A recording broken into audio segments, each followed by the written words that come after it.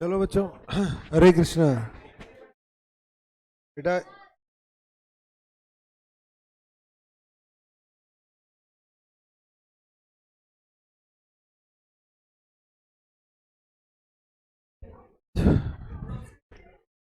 हरे कृष्णा, बेटा हरे कृष्णा।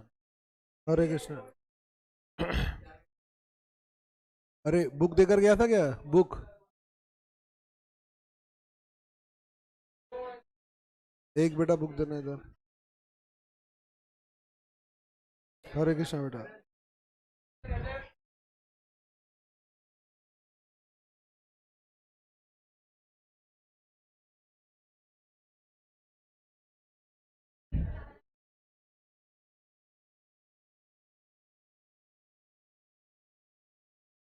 हरे कृष्णा।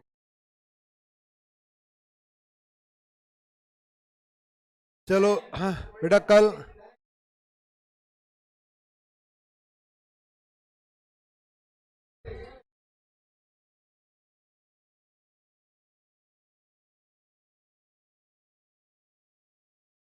चलो कोई बात। बेटा जल्दी से फर्स्ट पेज नंबर। अब है ना, आज समय नहीं लगाएंगे और आज आज आप लोगों से करवाऊंगा क्वेश्चन। बेटा जल्दी से पेज नंबर 13.9 और example number 1A। 1A page number 13.9 example number 1A। जल्दी से देखो आप लोग, कौन सा मेथड? Debtors method. कल मैंने डेटर्स मेथड पर एक क्वेश्चन करवाया था, आज डेटर्स मेथड की थोड़ी सी प्रैक्टिस कर लेते हैं। और स्पीडली काम करना है, आज मैं कोई एक्सप्लेनेशन देने वाला हूँ नहीं। किसी को नहीं समझ में आया तो आपको जिसको पूछना है वो पूछ लेना, क्योंकि काफ़ी दे दिया। ये बोल रहा है, B brothers Bombay have a branch at Nagpur. ढंग से देख लेना वरना फिर समझ में नहीं आएगा। B brothers Bombay have Nagpur branch. They send goods at cost their branch at Nagpur. बेटा ये ब्रांच को बताओ क्या करते हैं? कॉस्ट पर गुड्स भेजते हैं। तो बताओ क्या हो गया? अरे झंझट खत्म हो गया, हमारी माथापोड़ी खत्म, वो स्टॉक रिजर्व ये झंझट ही खत्म हो गया, यानी कॉस्ट टू कॉस्ट जाएगा। However, direct purchases are also made by the branch for which payments are made at the head office. बताओ ब्रांच क्या करता है? कुछ डायरेक्ट गुड्स। हमने कहा है कि हम भी गुड्स भेजेंगे और तुझे ज़रूरत हो तो तू डायरेक्ट गुड्स खरीद भी सकता है, तो ब्रांच कुछ गुड्स खरीदेगा, उसका पेमेंट हम कर देंगे। All the daily collections are transferred from branch to head office. जो भी डेली का कलेक्शन होता है, बताओ क्या करता है वो? हेड ऑफिस को भेज देता है। From the following, prepare Nagpur branch account in the books of head office by debtors method. बेटा debtors method इसको इंडिकेट करने की जरूरत नहीं थी, खाली क्या बोल सकता था? Prepare branch account. कल मैंने कहा था अगर इतना सा भी बोल देता है तो इसका मतलब वो डेटर्स मेथड है। इसमें बोल रहा है opening balance, imprest cash, sundry debtors. अच्छा इम्प्रेस्ड कैश, इसने तो अभी ऊपर कहा था all the daily collections are transfer from the branch to head office. All the daily collections transfer from branch to head office का मतलब जो भी सारा पैसा आता है वो डेली हेड ऑफिस को। इसका मतलब ब्रांच क्या नहीं रखता? ब्रांच को कैश मैनेज करने की पावर नहीं है। फिर ये इम्प्रेस कैश 2000 कहाँ से आ गया? ध्यान रखना बेटा, कैश अलग होता है और इम्प्रेस कैश अलग। इम्प्रेस कैश का मतलब समझ गए आप क्या? बेटा पेटी कैश। अरे ये कौन सा कैश है? पेटी कैश। यानी मैं आपको कैश तो मैनेज नहीं करने देता, लेकिन चाय पानी के लिए थोड़ा बहुत दे देता हूँ। बोलो आ गया? तो कैश एक अलग होता है और पेटी कैश अलग होता है। और मैं अभी इसको नहीं पढ़ाऊंगा पेटी कैश। पेटी कैश दो तरीके से मैनेज होता है, इम्प्रेस और कमाल की बात है। बेटा रहने ही दे। बता देता अब नालायक को, तुम 11वीं क्लास की बातें यहाँ पर आके। कैश दो तरह का होता है। ये फाउंडेशन में भी कैश बुक होगी शायद, कैश बुक नहीं थी? लेकिन बेटा कैश दो तरह का, पेटी कैश दो तरह का होता है, इम्प्रेस और नॉन इम्प्रेस्ड। इम्प्रेस्ड का मतलब इम्प्रेस, अब मैं तेजी से बता देता हूँ, मुझे सुनने में इंटरेस्ट नहीं, पता नहीं कौन कौन सी गानियाँ सुनाते हो। इम्प्रेस का मतलब, यानी वर्ड इम्प्रेस का मतलब money advance to a person. Imprest cash में एक पैसा एडवांस रहता है, नॉन इम्प्रेस में एडवांस नहीं रहता, और पेटी कैश बुक हमेशा इम्प्रेस सिस्टम से बनाई जाती है। अब ये इसकी डिटेलिंग इससे ज़्यादा मैं नहीं बोलूँगा, मेरे काम की बात है नहीं। तो ये बोल रहा है imprest cash, sundry debtors, stock, transfer from head office और direct purchases, cash sales, credit sales, direct purchases, return, good send to branch, transfer from head office, petty cash. आगे ये बोल रहा है bad debts, discount to customer, remittance to HO, received by the head office 165, remittance to HO not received by the head office so far, branch expenses directly paid by the head office। Branch के खर्चे कौन कर रहा है, क्यों कर रहा है? क्योंकि ब्रांच को हम कैश मैनेज नहीं करने दे रहे, और वो जो इम्प्रेस कैश है वो चाय पानी का खर्चा है, ठीक है, छोटा मोटा खर्चा है। Branch expense directly paid by the head office, ये क्या रहा होगा, इसमें सैलरी रहा होगा, रेंट रहा होगा, इलेक्ट्रिसिटी बिल रहे होंगे। Closing balances, stock, direct purchases, transfer from head office, debtors, impress cash. जल्दी से बोलो, ये इम्प्रेस कैश कितना रहा होगा? 2000। ध्यान रखना, ये इम्प्रेस का मतलब है फिक्स रहता है, स्टार्टिंग में जितना था उतना ही रहेगा, ठीक है। हालांकि इसने क्वेश्चन मार्क लगा रहा है। पेटी कैश एक्सपेंस 4000। बेटा इस क्वेश्चन का मैन्युफैक्चरिंग डिफेक्ट है, जब आपका इम्प्रेस कैश कितना था 2000, तो पेटी कैश एक्सपेंस अरे 2000 या उससे कम होते हैं, क्योंकि उसमें रिम्बर्समेंट होता है। मैंने कहा ना अंदर नहीं लेके जा रहा। तो अगर मैंने आपको 2000 पेटी कैश के नाम पर खर्चे के लिए दिए, तो बताओ आपका मंथली एक्सपेंडिचर पेटी कैश के नाम पर या एनुअल एक्सपेंडिचर कितना होना चाहिए था? 2000 या उससे कम होना चाहिए था। अदरवाइज मैं मेरे पेटी कैश को क्या करूंगा, इम्प्रूव करूंगा, इम्प्रूव करूंगा। तो इस लोगों ने इन चीज़ों पर ध्यान नहीं दिया, तो आप लोगों को तब भी नहीं है। चलो अब मैं इसमें दो बातें, क्योंकि मुझे समझ में आ गया, आप लोगों को पता है नहीं, मैं आप लोगों को एक बात मेरी तरफ से और एक बात एक्स्ट्रा बता दूँ। बेटा ये बताओ, इसका मतलब दो तरह के क्वेश्चंस आपके सामने आएंगे, एक जिसमें ब्रांच कैश मैनेज करेगा और जिसमें ब्रांच कैश मैनेज नहीं करेगा। आ गया समझ में? तो हम बेटा जब ब्रांचेस छोटी होती हैं तो बताओ क्या नहीं करते, ब्रांच को हम कैश मैनेज नहीं करने। सर कल के क्वेश्चन मैनेज कर रखा, याद है? आपने जब ब्रांच अकाउंट बनाया था तो आपने मेमोरेंडम में ब्रांच कैश अकाउंट बनाया था, इसका मतलब क्या था? कैश ब्रांच मैनेज कर रहा था। वो बोल रहा था मेरे पास पैसा आता है, फिर 10,000 रुपये रोकता हूँ, मेरे सारे खर्चे करता हूँ, 10,000 रुपये रोकता हूँ, उसके बाद बचा हुआ हेड ऑफिस को ट्रांसफर कर देता हूँ। लेकिन कई बार हम जब ब्रांचेस बेटा डिपेंडेंट होती हैं तो हम कई बार उनको कैश मैनेज नहीं करने देते और कई बार मैनेज करने देते हैं। तो कल वाले क्वेश्चन में हमने मैनेज करना,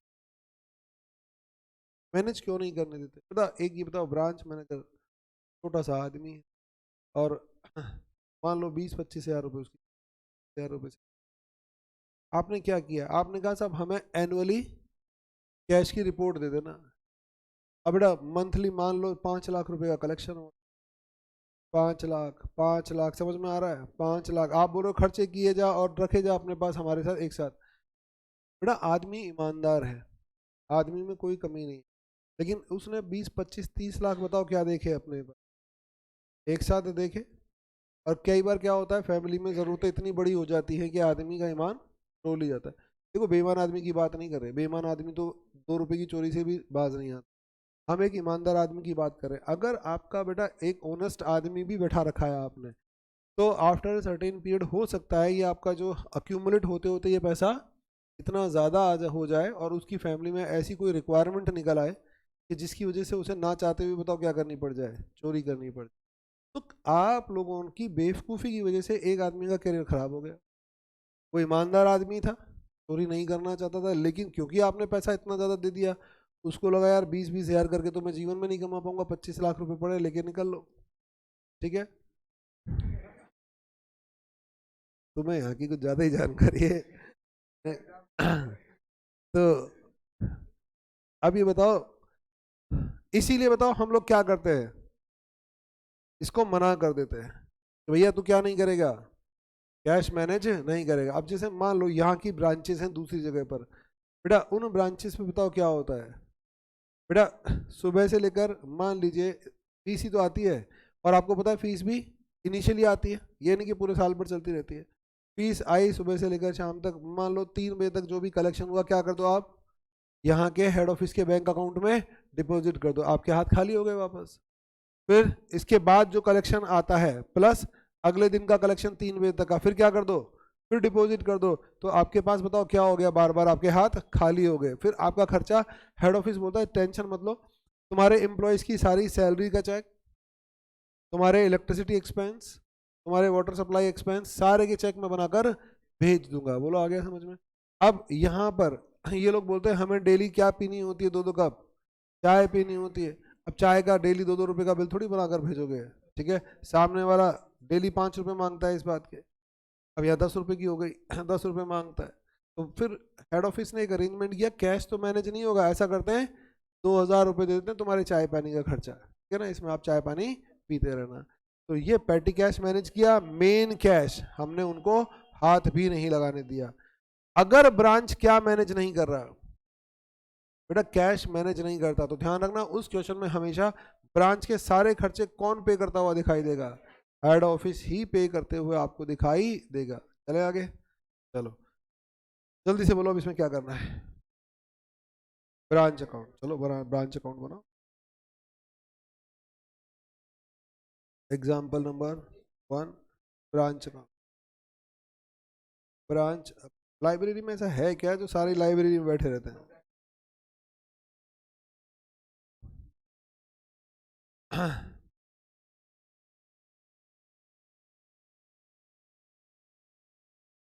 बेटा क्लासेस में नींद यहाँ आएगी तो लाइब्रेरी में भी आएगी, नहीं सर लाइब्रेरी में नींद नहीं आती, लाइब्रेरी में आप देखते ही नहीं हो क्लास, तो नींद कहाँ से आएगी? या तो आप सुनते हो हमें, तो नींद अपने आप आएगी। नेक्स्ट, ये लो लाइब्रेरी से 2 तो आ गए, अच्छा कॉलेज से आए हो, लाइब्रेरी वाले तो निकलेंगे नहीं। जल्दी से बोलो फटाफट, अरे मुझे नहीं आती, जल्दी से बोलो, मैं रात को पढ़ के नहीं आया। ब्रांच अकाउंट बनाओ फटाफट। 2 बैलेंस बीडी, बोलो फटाफट। इम्प्रेस्ड कैश 2000, डेटर्स 25,000, स्टॉक बोलो कितना? अरे नालायकों 40,000 है, तो 20,000 प्लस। बेटा फर्स्ट पैरा पढ़ाया था आप लोग को ना, फर्स्ट पैरा क्या बोला था मैंने, मैं भी भेजता हूँ गुड्स, और मैंने उसे क्या कहा था, तेरे को जरूरत हो तो तू भी खरीद लेना, तुझे जरूरत हो तो तू भी खरीद लेना। बोलो आ गया। तो इसने क्या बोला है, स्टॉक, पता है इसने इंफॉर्मेशन को कैसे देखो आप, स्टॉक कहां से बचा, जो मैंने गुड्स ट्रांसफर किए थे। जल्दी से देखो क्वेश्चन में क्या लिखा हुआ है, कहां से बचा 24,000 जो मैंने ट्रांसफर किए थे, कहां से बचा 16,000 जो मैंने, बेटा इसने क्या किया, वही है जैसे आप गड़बड़ करोगे आप, तो इसने गड़बड़ करने के लिए इसको, बेटा गुड्स किस कहां से बच रहे हैं मुझे कोई लेना देना नहीं है, गुड्स कितने हैं मुझे उससे मतलब है। तो टोटल गुड्स कितने हैं आपके पास, 40,000 रुपये के गुड्स। अब आप मान लो ये उसको भी क्लासिफाई करता, जो फर्स्ट टाइम मैंने भेजा था उसमें से इतना बचा, सेकंड टाइम भेजा था उसमें से बचा, फर्स्ट परचेज में से इतना बचा, क्या फर्क पड़ रहा है, मुझे तो टोटल कितना बचा उसकी बात करनी है। बोलो क्लियर है, 40,000। आगे चलो, कैश सेल्स बोलो कैश सेल्स। बेटा मैंने आपको कहा था जो इंफॉर्मेशन, सुनो सुनो सुनो, जो इंफॉर्मेशन दी जाएंगी, इधर इधर बेटा बातचीत नहीं, जो इंफॉर्मेशन दी जाएंगी उसमें कौन सी इंफॉर्मेशन होंगी, 2, एक हेड ऑफिस और ब्रांच के बीच हुए ट्रांजैक्शन, और एक जो ब्रांच के बीच हुए ट्रांजैक्शन है। अगर मैं ब्रांच अकाउंट बना रहा हूं तो मैं कौन से ट्रांजैक्शन यूज करूंगा, हेड ऑफिस और ब्रांच के बीच हुए ट्रांजैक्शन। अगर कुछ ट्रांजैक्शन ब्रांच के ही हैं तो वो मेरे इसे बनाते समय काम, तो उनकी क्या यूटिलिटी है मैं बता चुका, आप जब क्लोजिंग बैलेंस निकालोगे तब उनकी यूटिलिटी क्रिएट होगी। बोलो आ गया समझ में। तो ये बताओ कैश सेल्स कोई काम का नहीं है, क्रेडिट सेल्स, डायरेक्ट परचेज 45,000। अरे डायरेक्ट परचेज के लिए फर्स्ट पैरा में लिखा था, डायरेक्ट परचेज वो करेगा, पेमेंट मैं करूंगा। तो बताओ branch account debit to bank कितने रुपए, 45,000, पेमेंट फॉर डायरेक्ट परचेजेस आ गया। सर पेमेंट नहीं किया तो क्रेडिटर लिख देना, मैं बाद में पे कर दूंगा। आ गया, क्योंकि कुछ भी मेंशन नहीं है तो मैं मानकर चल रहा हूँ पेमेंट कर दिया होगा। अरे फर्स्ट पैरा में लिखा हुआ है नालायकों, मिल गया। अगला पॉइंट, रिटर्न फ्रॉम कस्टमर, जल्दी से बोलो। By goods and to branch, लिख दो जल्दी से। गुड्स एंड टू ब्रांच, बताओ ब्रैकेट में क्या लिख दूं? रिटर्न, कितने रुपए? 3000।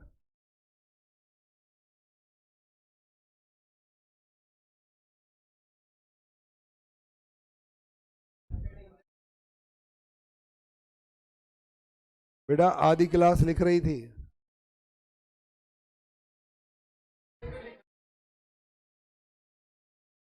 बेटा मैंने अभी इस एक लाइन से पहले बोला था कि यहाँ पर दो तरह के ट्रांजेक्शन हैं, जो हेड ऑफिस और ब्रांच के बीच हुए हैं, और जो, तो यहाँ पर केवल वही ट्रांजेक्शन आएंगे जो आगे। चलो मैं आगे। तो ये आपका रिटर्न फ्रॉम कस्टमर है। गुड्स एंड टू ब्रांच, ये भी ये नहीं आएगा, आएगा टू, लिखो। बेटा रात को मैं ढंग से पढ़ा नहीं तो कंफ्यूजन हो रहा है। गुड्स एंड टू ब्रांच, कितने रुपए? 60,000 रुपए। बताओ मुझे क्या नहीं करना पड़ रहा? पता है, इनका सोचना नहीं पड़ रहा। सोच वैसे कौन से सोचते हो, सोचते तो तुम्हें। बताओ इनका मार्जिन कैंसिल नहीं करना पड़ रहा क्योंकि ये कॉस्ट प्राइस, अदरवाइज फिर मुझे इसमें दिमाग लगाना पड़ता, दिमाग क्या घुटना लगाना पड़ता है। ठीक है, नेक्स्ट अगला item. Goods and to branch 60,000 रुपये, transfer for head office for petty expense 4,000 रुपये। बेटा कहाँ आ गया? मैंने बताओ transfer from head office for petty cash expense, head office ने पैटी कैश एक्सपेंस के लिए कितने दिए? बेटा इम्प्रेस कैश में क्या होता है, एक certain some of money fix रहता है। फॉर एग्जाम्पल मैंने आपको क्या कहा कि 10,000 रुपये आप पैटी कैशियर हो, मैंने आपको 10,000 रुपये दिए। मैंने कहा आप सब इस ड्यूरेशन में बताओ क्या करते रहना, खर्चे करते रहना। आपने मान लो इस ड्यूरेशन में कितने खर्चे किए? 9,000। जो आपने खर्चा किया ना, बताओ मैं वो क्या कर दूंगा? रिम्बर्स कर दूंगा, आपको 9,000 वापस लौटा दूंगा। पेटी कैश में यही, इम्प्रेस कैश में यही होता है, मैं वापस आपको 9,000 लौटा दूंगा। तो एक सर्टेन पीरियड बाद बताओ आपके पास वापस कितने हो जाएंगे? 10,000। इसीलिए मैंने कहा था इम्प्रेस कैश में जो ओपनिंग बैलेंस होता है वही क्लोजिंग बैलेंस होता है। क्यों? क्योंकि जो भी ड्यूरिंग द पीरियड आप खर्च करते हो वो आपको रिम्बर्स कर दिया जाता है बाय द मैनेजमेंट। ठीक है, तो ये बोल रहा है कि बताओ उसने कितने लौटा दिए? 4,000 रुपये। और पता है आपने लास्ट लाइन में पढ़ा था क्या? लास्ट लाइन देख लो, last line, petty cash expense कितना है? अरे लास्ट लाइन पहले पन्ने पर नहीं है, क्वेश्चन के दूसरे पन्ने पर है। मतलब ये क्लास है क्या है, ये मेरे को समझ में नहीं आता। मतलब पेज ये निकला हुआ है, मैंने कहा लास्ट लाइन देखो। पन्ना पलट रहे। अच्छा लास्ट लाइन तो नेक्स्ट पेज पे होगी। मैं सच बता रहा हूँ, मैं इस बैच को कंप्लीट कराते छत पे जाके एक बार कूदूंगा जरूर, फिर बच गया तो आगे पढ़ाऊंगा, वरना टेंशन फ्री। नेक्स्ट। तो टू बैंक 4,000। बेटा पेटी कैश कितना दिया? 4,000 रुपये रिम्बर्समेंट है। अगर आपको दिक्कत आ रही तो ब्रैकेट में लिख लो रिम्बर्समेंट, इसे रिम्बर्समेंट बोलते हैं। ट्रांसफर जो इन्होंने ट्रांसफर लिखा है बेसिकली ये इम्प्रेस केस के केस में रिम्बर्समेंट कहलाता है ये। तो यहां पर रिम्बर्समेंट ऑफ पेटी कैश एक्सपेंस, अब अपने हिसाब से शॉर्ट में लिख लेना। 4,000 रुपये। तो ये आ गया, वापस चलो आगे, अगले कॉलम पर आ जाओ। बैड डेब्ट्स काम का नहीं है क्योंकि ये ब्रांच के यहाँ ऊपर हुआ। डिस्काउंट काम का नहीं है। रेमिटेंस टू एचओ बोलो, तो बाय बैंक, क्योंकि ओपनिंग बैलेंस तो कुछ है ही नहीं यहाँ पर, बाय बैंक। बोलो रेमिटेंस कितना है? 1 लाख। तो बेटा ये रेमिटेंस हो गया 1,65,000। एक और दे रखा है, तो बोलो कितना हो गया? 1,70,000, 70,000। और आप लिख सकते हो इसमें, बोलो रिसीव्ड, और दूसरा इन ट्रांजिट 5,000। 1,70,000। ध्यान रखना हेड ऑफिस ने दो, अगर आप चाहो तो दोनों को अलग अलग लिख सकते हो। उसने हेड ऑफिस ने दो एंट्री की होंगी, मतलब क्या, जो उसने पैसा भेजा और मिल गया तो एंट्री क्या की होगी, cash account debit to branch, तो ब्रांच अकाउंट में बाई कैश या बाई बैंक। और बेटा जो दूसरा पैसा नहीं मिला होगा तो बताओ, मैंने एडजस्टमेंट एंट्री की होगी ना ईयर एंड में, cash in transit account debit to branch, तो ये मैंने दोनों आपको दिखा दिया, एक मिल गया एक इन ट्रांजिट है। चले आगे अगला point, branch expense directly paid by head office, तो बताओ यहाँ पर क्या कर दो, to bank 30,000 payment for expenses. अरे पेमेंट फॉर पेटी एक्सपेंस और एक्सपेंसेस में फर्क नजर आ गया, वो चाय पानी के खर्चे थे और ये सैलरी वैलरी इन चीजों के खर्चे हैं। ये बोल रहा है क्लोजिंग बैलेंस, तो चलो यहाँ पर हम लोग क्लोजिंग बैलेंस लिख देते हैं बाय बैलेंस सीडी। बताओ मैंने कल आपको बताया था बैलेंस सीडी में क्या आएगा, बेटा आप सिंपल सी गणित लगा लो, जो मैंने दिया था वो मैं लूंगा, कुछ एक्स्ट्रा होगा तो वो क्वेश्चन मेंशन कर देगा। तो मैंने दिया क्या था, इम्प्रेस्ड कैश दिया था वो लूंगा, मैंने दिया क्या था, डेटर्स दिया था वो लूंगा, ये स्टॉक लूंगा, और भी कुछ होगा तो क्वेश्चन मेंशन करेगा। बेटा क्या इसने कोई फर्नीचर वर्नीचर कुछ खरीदा था क्या, नहीं, ऐसा कोई नई एसेट के बारे में कोई जानकारी थी नहीं। और टू बैलेंस सीडी आएगा क्या, टू बैलेंस सीडी भी नहीं आएगा क्योंकि कोई लायबिलिटी मेंशन नहीं है, और दूसरा इसमें स्टॉक रिजर्व का ट्रीटमेंट करना नहीं है, तो बैलेंस सीडी आएगा ही नहीं। जैसे ऊपर बैलेंस सीडी नहीं है वैसे यहाँ भी नहीं है। यहाँ तक क्लियर है बात, चलो आगे। कल वाली बात चल रही है, जबकि कल से थोड़ी सी सिंपल है, कल वाली तो फिर भी कॉम्प्लिकेटेड थी। जल्दी से बताओ पेटी कैश, बोलो बेटा, नहीं दे रखा, नहीं दे रखा, नहीं दे रखा, तो मुझे वर्किंग नोट बना के दिखाना पड़ेगा ना। आप 2000 कैसे, फिर वही एक नंबर कट जाएगा आपका। अगर इसमें मेंशन है तो आप डायरेक्ट चिपका दो, फिर तो कुछ करने की जरूरत नहीं है, नहीं है मेंशन तो फिर आप वर्किंग नोट के थ्रू, हालांकि आपको पता है कि वो 2000 है। मैं तो हमेशा बोल रहा हूँ क्वेश्चन में क्वेश्चन मार्क लगा रखा है, इसका मतलब वो वर्किंग नोट चाहता है। अगला बोलो डेटर्स, बेटा क्वेश्चन मार्क है, डेटर्स पर भी क्वेश्चन मार्क है। स्टॉक बेटा 10,000 प्लस 15,000, तो ये 25,000, तो ये आपकी कहानी खत्म, ये असेट ले ली। और बताओ यहाँ क्या आ जाएगा, टू पी एंड एल, बोलो बैलेंसिंग फिगर, ये आपका ब्रांच का प्रॉफिट आ जाएगा बैलेंसिंग फिगर में। आ गई कहानी समझ में। नेक्स्ट बताओ अब मुझे क्या करना पड़ेगा, जल्दी से बोलो। दो वर्किंग नोट बनाने पड़ेंगे, एक पैटी कैश का और एक डेटर्स का, बाकी तो सब बनकर तैयार है, ये फिल करते ये बैलेंसिंग फिगर आ जाएगा। तो बेटा चलो वर्किंग नोट नंबर 1 बोलो, यहाँ पर ब्रांच डेटर्स। अब मेमोरेंडम लिखने की जरूरत नहीं, कल मैंने बता दिया था, वो अंडरस्टूड होता है कि यही है branch debtors. Working note number 2 branch पेटी एक्सपेंस, और ये बाय नेचर क्या है आपके, इम्प्रेस्ड। और नहीं भी बोलोगे तो बेटा ये इम्प्रेस्ड ही होता है इन द एब्सेंस ऑफ, हालांकि आपकी बुक मेंशन करती है हमेशा, नहीं तो फिर हम नहीं मान के चल, वैसे प्रैक्टिकली तो ये हमेशा इम्प्रेस्ड ही मिलता है। चलें आगे। अब बताओ ये क्या है आपके अकाउंट, इसके लिए बताओ मैं क्या करूं, जल्दी से बताओ। बेटा मैं आपको कल बता चुका था, जब भी मैं मेमोरेंडम अकाउंट बनाऊंगा तो बिगिनिंग से एंड तक आऊंगा। बिगिनिंग में मैंने इन्हें क्या दिया, ड्यूरिंग द पीरियड मैंने जो दिया या लिया उससे कुछ इम्पैक्ट आया, या फिर ब्रांच के यहाँ जो हुआ, तीन चीजें सोचनी है। बताओ बिगिनिंग में कुछ दिया था क्या, टू बैलेंस बीडी, ये कौन बना रहा है, हेड ऑफिस, और हेड ऑफिस सोचता है कि इसकी वजह से ये घटा या बढ़ा, घटा या बढ़ा, बस यही चीजों में दिमाग लगता है। बताओ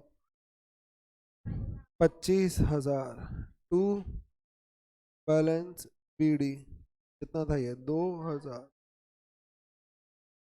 चलें आगे, आगे अब आप देखते जाओ, ये पहला पॉइंट हो गया। दूसरा डायरेक्ट परचेज कैश सेल्स, बेटा कैश सेल्स से कोई फर्क नहीं पड़ेगा, क्रेडिट सेल्स, हाँ, तो बताओ क्या हो गया, डेटर्स बढ़ गए और स्टॉक कम हो गया, तो टू ब्रांच स्टॉक ब्रैकेट से। सर स्टॉक अकाउंट तो बनाना नहीं, हम नहीं बनाना तो छोड़ देना, आप तो एक जो चाहिए वो 1,30,000।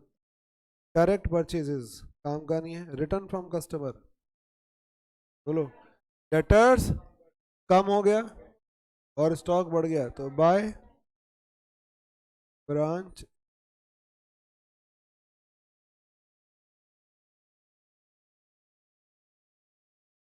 अगला point, goods and to branch से कोई इम्पैक्ट नहीं आएगा। Transfer for head office petty expense, बोलो to bank H O. Sir ये क्या लिखा बेटा, मैंने अगर 4,000 भेजे, मैंने भेजे तो बताओ किसका पेटी कैश एक्सपेंस बढ़ गया?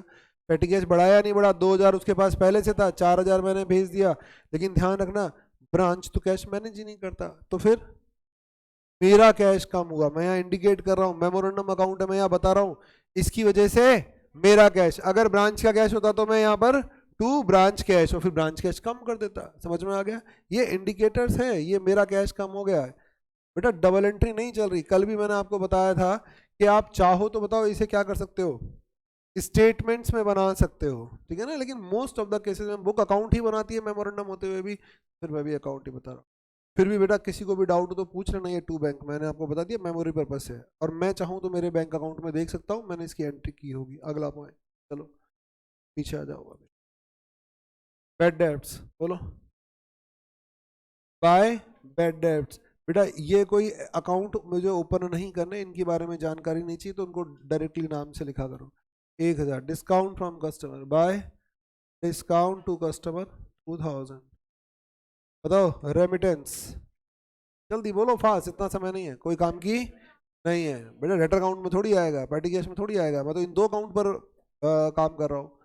नेक्स्ट, रेमिटेंस ट्रांजिट मतलब नहीं है, ब्रांच एक्सपेंस पेड मतलब नहीं है, क्लोजिंग बैलेंस बताओ, डेटर्स परचेज मतलब नहीं है, डेटर्स। तो यहाँ एक दो लाइन मार्जिन छोड़कर लिख दो, by balance C D.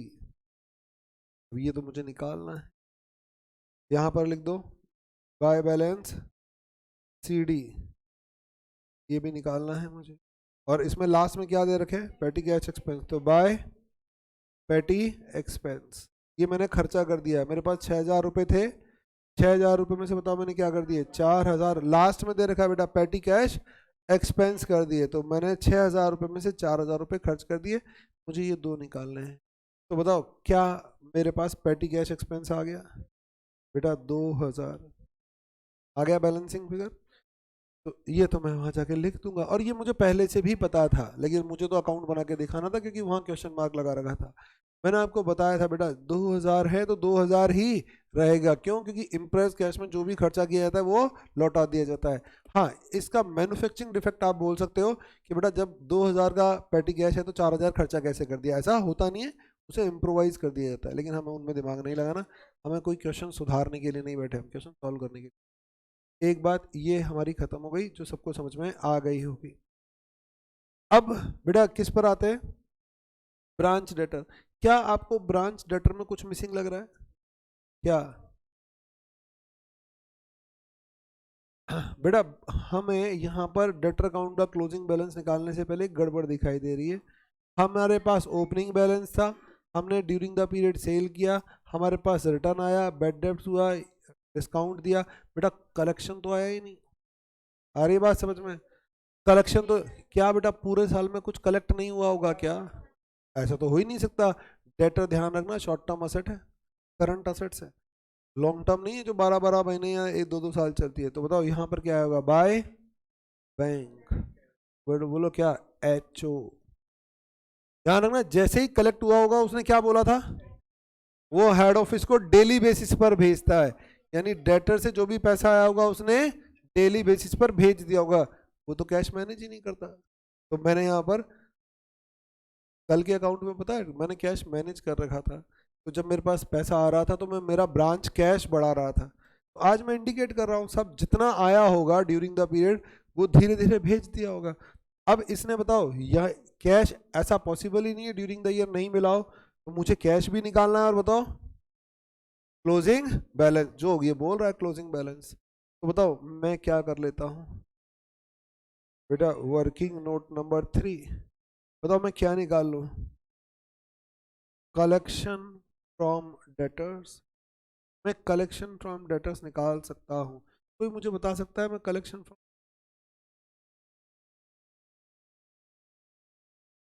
Very good बेटा, मैंने टोटल कितना भेजा, टोटल रेमिटेंस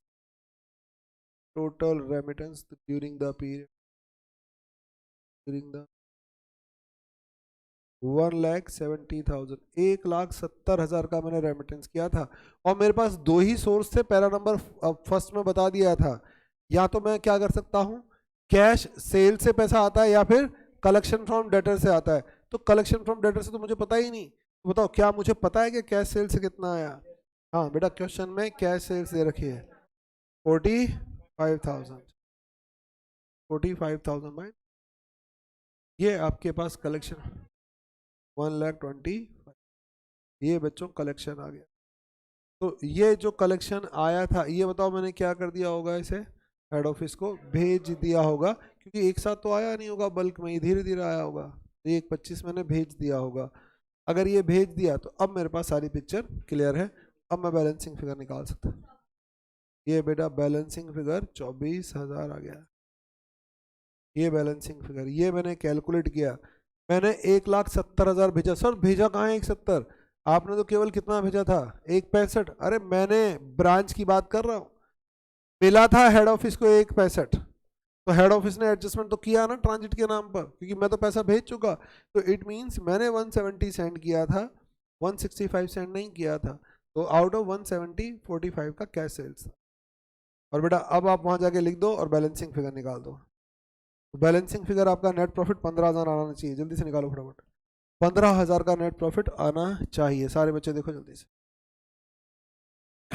एक आध बच्चा कैलकुलेट कर लो, आ गया 15,000 का प्रॉफिट।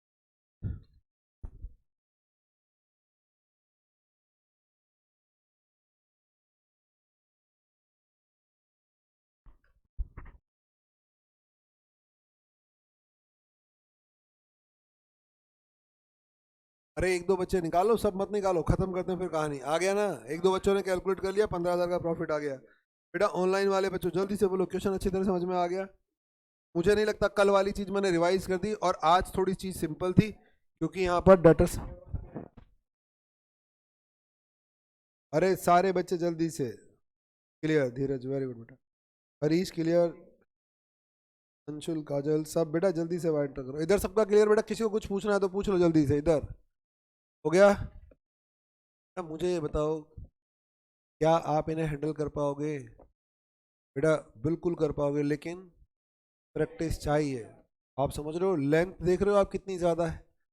अभी इंडिपेंडेंट के बाद डिपेंडेंट, और डिपेंडेंट में भी अभी डेटर्स मेथड ही बताया है मैंने, स्टॉक एंड डेटर्स मेथड बाकी है। तो आप फिर उसके बाद फॉरेन ब्रांच भी करेंगे हम। तो नो डाउट चैप्टर बहुत बड़ा है, लेकिन मेरा काम था एक रिलेशन एस्टैब्लिश करना, कनेक्टिविटी बनाना, जो आप लोग बना पा रहे हो इजीली। बेटा इससे ज़्यादा मैं कुछ नहीं कर सकता, आप लोगों को प्रॉपर प्रैक्टिस करनी पड़ेगी। नेक्स्ट बेटा मैं आप लोगों को,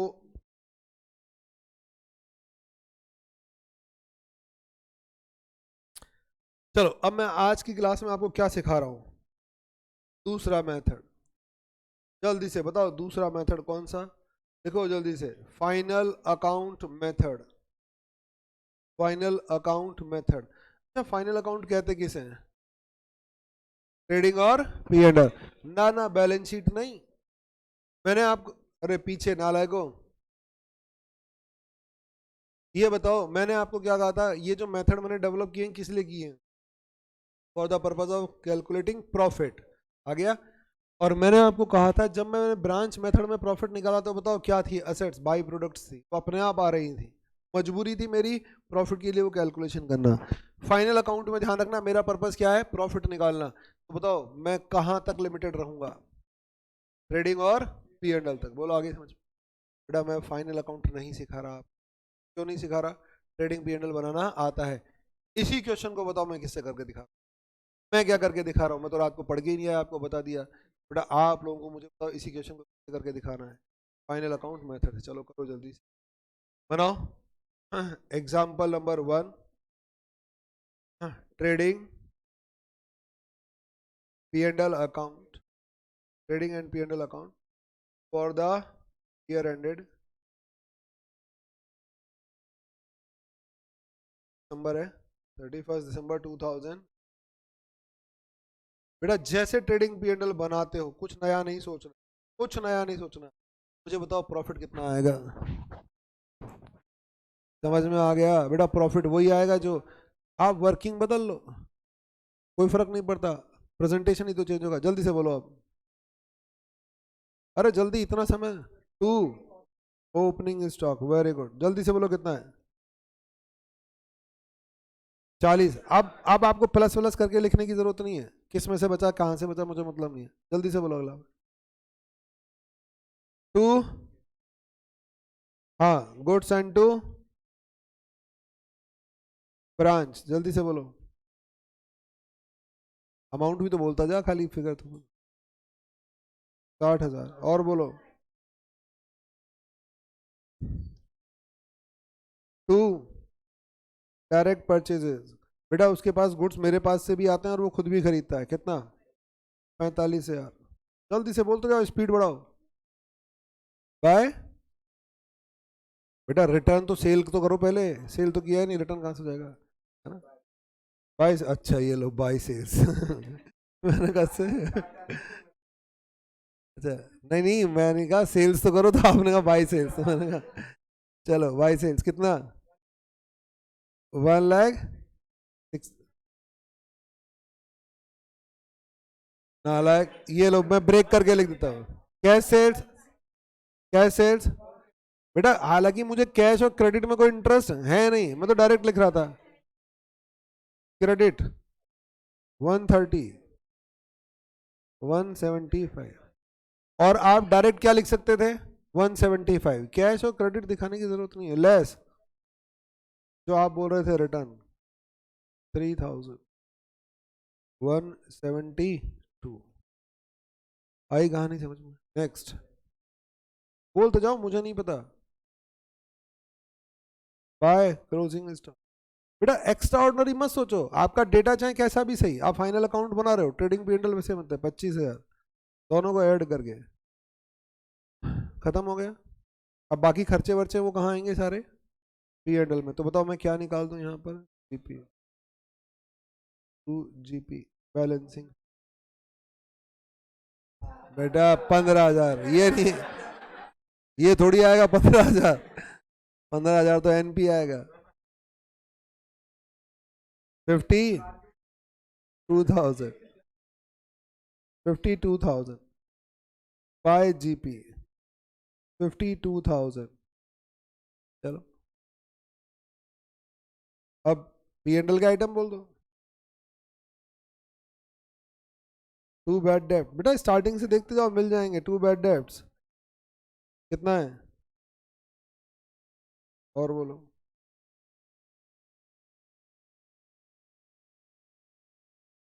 2,000।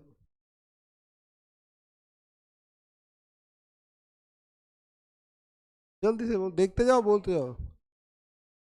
बेटा पेटी एक्सपेंस, आप इधर उधर जंप ना लगा के एक बार डेटा को सीक्वेंस में देखते जाओ। आप बीच बीच में से उठा रहे हो, क्या जरूरत है? पेटी एक्सपेंस कितना है? 4,000। टू एक्सपेंसेस, एक और है, बोलो कितना है? 30,000। बस खत्म। लाइन बाय लाइन देखते चलो, सारी चीज मिल जाएंगी। अब डिफरेंस निकाल दो। 15,000, एक बार कैलकुलेट कर लेना। क्या बैलेंसिंग फिगर? 15,000।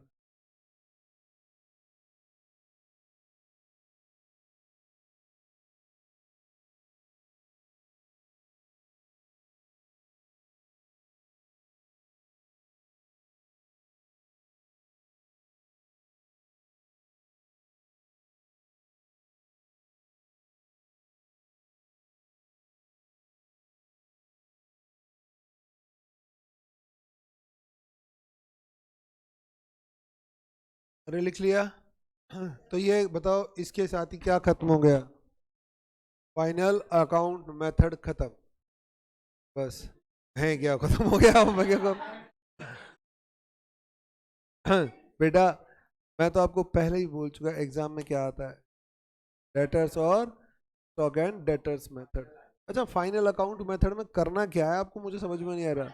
बेटा ब्रांच का आपको प्रॉफिट बताने के लिए एफर्ट लगे क्या? ट्रेडिंग पी एंड एल बनाना आता ही है, और ये तीनों मेथड बताओ किसके हैं, प्रॉफिट कैलकुलेशन के मेथड। चलें आगे। इसे ब्रांचेस बताओ यूज क्यों नहीं करती, इसे हेड ऑफिस यूज नहीं करता, क्या कुछ कमी नजर आई? जल्दी बोलो बेटा, इसमें किसकी इंफॉर्मेशन नहीं मिल रही? ब्रांच की असेट्स के क्लोजिंग बैलेंसेस की। समझ में आ रहा है? इस मेथड में कमी है। ये मेथड ब्रांच की केवल और केवल किसकी बात करता है? हालांकि इजी तो लग रहा है आप लोगों को, लेकिन आपको नहीं लगता कि आपको incorporation not only P and L as well as assets and liability का भी करना है? अब ये किसकी इंफॉर्मेशन तो दे देगा, प्रॉफिट की तो इंफॉर्मेशन दे देगा आपको।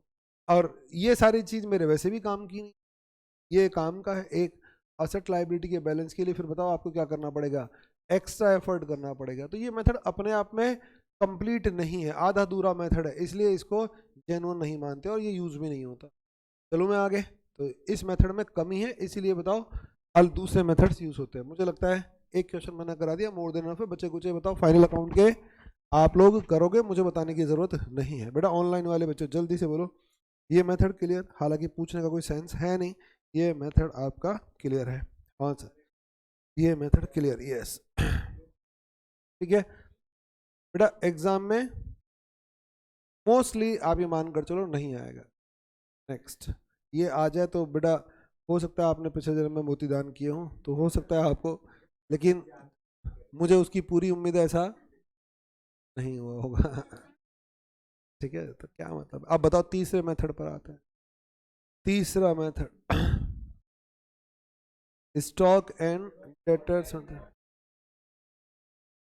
डेटर्स। सर ये भी आज करा दोगे क्या? नहीं बेटा, जितना भी होता है देखते हैं। Stock, stock and debtors method लिखो।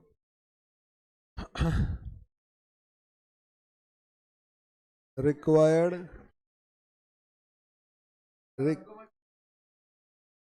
required accounts under this method,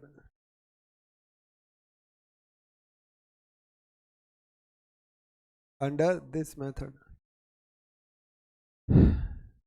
Number one, memorandum branch stock account, memorandum branch stock account. दूसरा,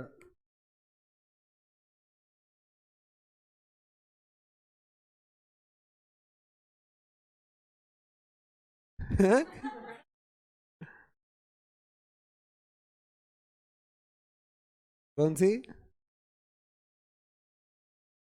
वो बेटा हर क्लास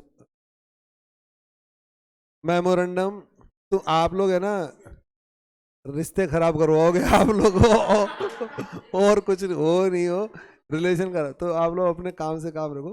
मैं हमेशा बोलता हूँ, एक क्या बोलता है वो दूसरे तक नहीं जानी चाहिए बेटा, ये फैक्ट है। देखो ईमानदारी से, कोई आदमी आपसे कुछ बोल रहा है, चाहे खीखी खोंको कर रहा है, चाहे वो कुछ ट्रस्ट रख के कर रहा है वो, ठीक है ना, तो वो ट्रस्ट को बरकरार रखना चाहिए लाइफ लॉन्ग हमेशा। इधर की बात उधर नहीं जानी चाहिए, कभी नहीं जानी चाहिए, ठीक है ना। हालांकि आप मुझे बता दिया करो, कोई दिक्कत नहीं है। लेकिन memorandum branch stock account, memorandum branch, अब देखो मैं भूल गया रात को क्या पढ़कर आया था, डेटर्स। नहीं ना ना ना बेटा, जितना मैं पढ़कर आया हूँ उतना तो बता के जाऊंगा। Memorandum branch cash account, cash account क्या ये हमेशा बनेगा? नहीं, ये डिपेंड करता है सिचुएशन पर, मैं बता चुका आप लोगों को। बेटा मेमोरेंडम वर्ड आप लोग यूज करो मत करो वो आपकी इच्छा है, लेकिन मैं इसलिए बता रहा हूँ सबके साथ होता है। Memorandum branch expense account, next goods and to, goods and to branch account, branch next memorandum branch assets account, if any memorandum branch liability account, अगर चाहिए। Next, memorandum. बेटा यही पेपर में ज्यादा आता है। Memorandum branch adjustment account, memorandum branch account. Next, stock. बेटा आप एग्जाम उठा कर, स्टॉक रिजर्व अकाउंट। ये कुछ अकाउंट्स हैं जो जो आपको ओपन करने पड़ेंगे। अरे चिंता मत करो, मैं बैठा हूँ ना, पूरा समझा दूंगा अच्छी तरह से, घबराओ मत। पूरा दिमाग में आपको परसों की तारीख में ये पूरा इजी लगेगा। बोले सर क्या मजाक चल रहा।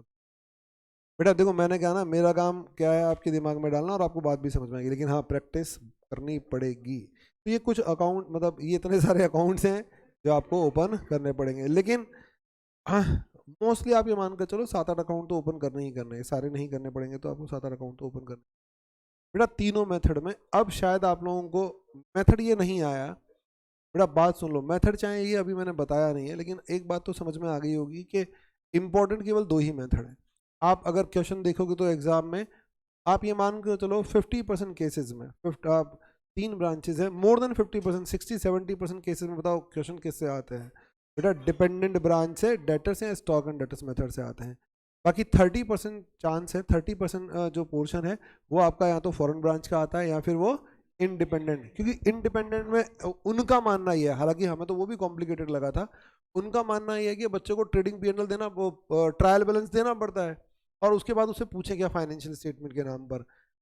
आपको बताओ मैंने एक 16 नंबर का इंडिपेंडेंट में क्वेश्चन दिया आपको, 16 नंबर का क्वेश्चन, बेटा 2 ट्रायल दे दिए, हेड ऑफिस और ब्रांच का, और उसके बाद क्या पूछ लिया आपसे ट्रेडिंग पीएनएल और कंसोलिडेटेड बैलेंस शीट। मुझे बताओ आपके आधे से ज्यादा फिगर सही होंगे या नहीं होंगे? अगर आपको कॉन्सेप्ट नहीं भी पता तो मोर देन 50% आप काम सही करके आ जाओगे, क्योंकि आपने एक बार देखा हुआ है। हाँ पूरा आप तभी समेट पाओगे जब आपको प्रैक्टिस की हुई, पूरा नहीं समेट पाओगे। तो उनका मानना है यार इसको अगर हमने क्वेश्चन दे दिया और एक आध बार इसने सॉल्व भी कर रखा होगा तो 16 में से ये 8-10 नंबर तो ले ही जाएगा। क्योंकि आपको पता है आपके हर पेपर में क्या होती है, स्टेप मार्किंग। जितना सही लिखा है उसके मार्क्स दिए जाएंगे, अदरवाइज तो फिर अगर फाइनल आंसर पे मार्क्स मिला तो फिर हम पास ही नहीं हो। तो उनको ये मानना है, तो इसीलिए वो वहाँ दिमाग ही नहीं लगाते। वो ज़्यादातर दिमाग डेटर्स मेथड या स्टॉक एंड डेटर्स मेथड, जिस बच्चे को आता है वही इसको अटेम्प्ट करेगा, अदरवाइज कोई आधा दूर से मतलब ही नहीं है। तो ये कुछ अकाउंट है, मुझे बताओ क्या बेटा इसमें से आधी चीज़ आपको आती है या नहीं आती? बेटा मैंने branch debtors account, branch stock account, branch cash account, branch, समझ में आ रहा है? कुछ अकाउंट तो मैंने आपको समझा दिया, और बता सबके साथ क्या लगा हुआ है। तो इसका मतलब मुझे देखना क्या है, घटा बड़ा, घटा बड़ा। कोई डबल एंट्री थोड़ी सीखनी है। हालांकि आपकी बुक ने बताओ क्या कर रखी है, मैं आपको दिखा दूंगा, डबल एंट्री करके दिखा रखी है मेमोरेंडम वर्क की भी। ये पिताजी भी नहीं समझा सकते एंट्री से। पता नहीं जहां मेहनत नहीं करनी चाहिए वहां इन्होंने मेहनत कर रखी है। बेटा एंट्री से कैसे बच्चों को सिखाओगे? इन्होंने एंट्रियां बना रखी है, और मैंने आपको बताओ एंट्री दिखाई तक नहीं है अभी तक, लेकिन फिर भी आप लोग प्रॉपरली काम कर पा रहे हो या नहीं कर पा रहे? एंट्री मैंने दिखाई नहीं, क्योंकि अगर मैं एंट्री दिखा देता तो हाय तो बम मच जाती। बेटा इतनी सारी एंट्रियां बनती हैं, कैसे याद की जाएगा? तो बेटा एक डिफरेंट अप्रोच हमने क्या क्या, घटा बड़ा, घटा बड़ा, बस इस पर ही कॉन्सेंट्रेट करो सारी। और मेमोरेंडम में कौन सी डबल एंट्री बन रही है जो आपको एंट्री बनानी है? चलो आगे। तो आज के लिए इतना। हरे कृष्ण। ये क्या है कल बात करेंगे, तो बेटा हरे कृष्ण। हरे कृष्ण।